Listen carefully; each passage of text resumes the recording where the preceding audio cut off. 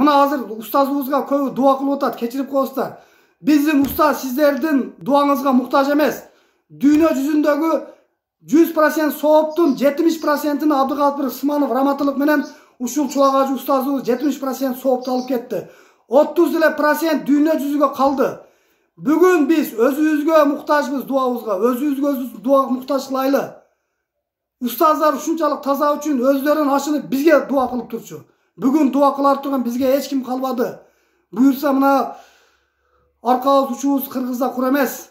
Алымдарыбыз калды. Ушул алымдарыбыз аман болсун, эсен болсун. Себеби Аллах Таала менен дуасы кабыл боло турган ушулар.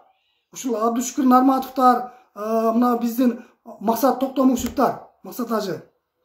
Себеби булар ушул жашка келип бир арам тамак жеген эмес. А биз кече ким элек, бүгүн ким болдук?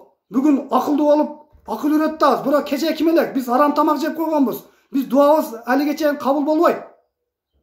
Ошондуктан ушуларга Кыргызстандын келечегин ишенсе болот. Ушулар дуа кылып, ошонун дуасы менен буюрса Кыргызстаныбыз оңолот. Баарыбыз бир калыпка түшөбүз. Кыргызстаныбыз керек болсо дүйнө жүзүндө алдыңкы ыйман жагынан, экономика жагынан алдыңкы мамлекеттерден болот деп ишенемин. Ошондуктан урматтуу бир тууганым, мына азыр баарыңыздарга мен ден соолук каалайм. Өзүңүздөрдү этият кылыңыздар, тынч болойлу, аман болойлу. Ушул Кыргызстаныбызга мына кыйын абалда жардам берип жаткан биздин медицина кызматкерлерине ошондой эле түбөлүк депутат деп койсом болот буларга. Түбөлүк баатыр деген ат берсек болот. Мына депутат эмес, өмүрү көргөн эмеспиз. Ушунчалык жардам көрсөтүп атат. Аларды жардамын көрүп туруп, булар Кыргыз элине карыздай. Как будто Кыргызстанда 5 жолу депутат болуп, 6 жолу болом деп пытырагандай жардам беришип атат. Алар өмүрү депутат болгон эмес, бирок алардын жүрөктөрүндө чыныгы депутаттар, ошол чыныгы патриоттор бүгүнкү Кыргыздын баатыры ушул аты заты таанылбаган жардам берип аткан адамдар. Аларды санаган мен сана албай калдым, бирок ушунчалык сүйүнүп атам. Биздин Кыргыздын аркасында учубуз кур эмес экен. Таза, ыймандуу, иштей турган, келечектей турган биздин жаштар бар экен. Урматтуу бир тууганым.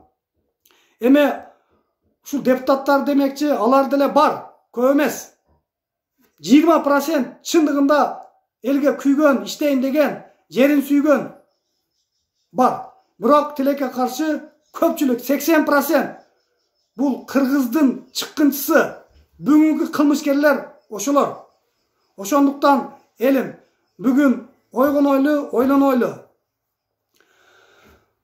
Алланы мактап сүйлөгөн пайгамбарлар өткөн дүйнөдөн, Аллахты даңктап сүйлөгөн чоок ажыбыз өттү дүйнөдөн. Эртең сен, мен баардыгыбыз өтөбүз. Эч ким дүйнөгө түркүк болгон эмес. Болгону бул жашоо бир күндүк элес. Ошондуктан бир күндүк дүйнөдө келиңиздер. Тазаланайлы, аң сезим тазалайлы. Жаратканга дуа кылып, жүзүнү көрүшкө баардыгыбызга насип этсин. Ассаламу алейкум, урматтуу мусулман бир тууганым, урматтуу Кыргыз эли.